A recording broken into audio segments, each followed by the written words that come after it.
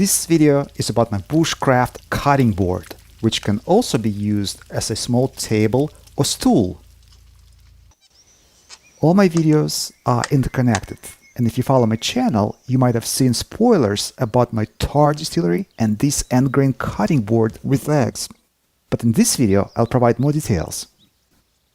End grain cutting boards not only look good, but they are also easy on knives.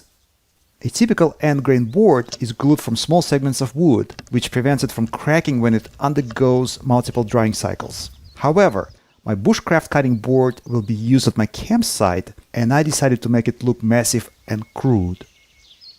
You don't even need a table for it. In fact, you can use it as a table. There is a black aspen tree that fell near my log cabin last winter. I liked the way the wood looked, so I used it to make my shaving horse, some of my cabin's furniture, and this very cutting board. Even though this aspen fell last winter and was no longer attached to its roots, it still grew some leaves. This means moisture was evaporating all this time.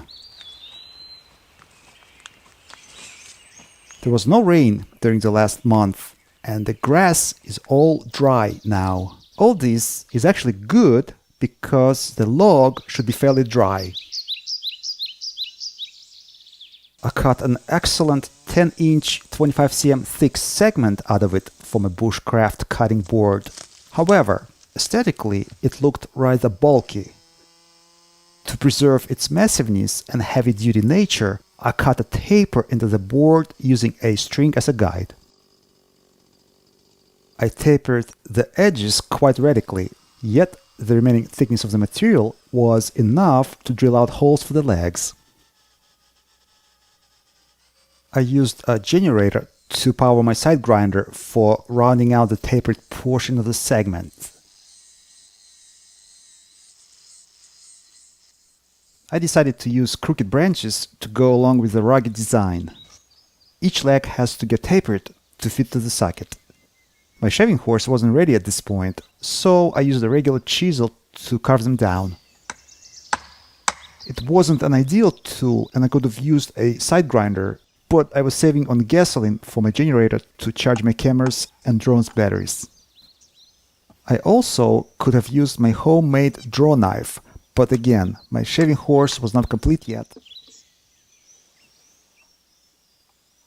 The day before, I started to make my tar distillery to produce tar and rosin from oily pine roots.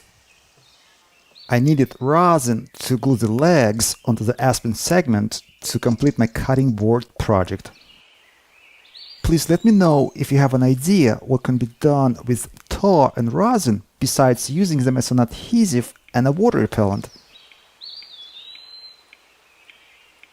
Okay, I got enough rosin and now we can start the gluing process, which is no different from using any other glue. Once turpentine evaporates from rosin, it acts like a strong adhesive and would hold the legs in the sockets securely.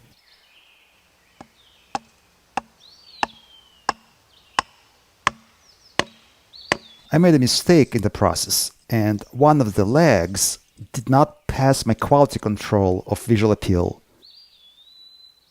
With great difficulty, I managed to pull it out thanks to Archimedes and his invention of the lever. I replaced the leg with a less crooked pine branch. All that is left is to cut the legs to size to make the structure steady and functional. A blacksmith's rule of thumb for anvil making is applicable here when establishing the height of the legs. They would make anvils to the height at which your thumb hangs when you're standing with your arms to your side. I chose this height for my cutting board because I plan to slice food while standing or sitting on a tall chair.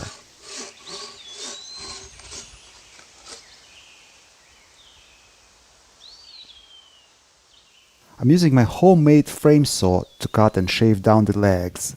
I like it so much that I have been using it for just about every project lately. I guess I'll keep using it till it gets boring.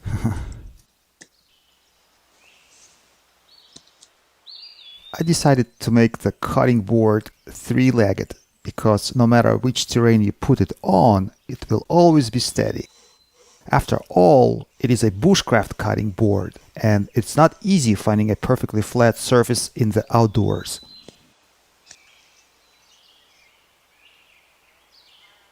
To prevent staining and absorption of moisture, I applied regular food-grade oil onto the cutting board surface. I should have applied it to the underneath surface as well, because within 1 week it started to crack. To prevent further cracking, I applied leftover epoxy resin from my kayak project onto the underneath surface of the board. Now, my cabin has a cutting board that can also serve as a stool or table. All I have left to do is make a permanent oven, a bed, a kitchen table, and chairs. Once these are completed, I will be able to visit and live in the log cabin during the winter. Here is the grace of nature's lines. How do you like the cutting board's curvy legs? If you liked this video, perhaps you could share it with your friends. Let good people watch good videos. This is Maxi Gorov, St. Petersburg, Russia.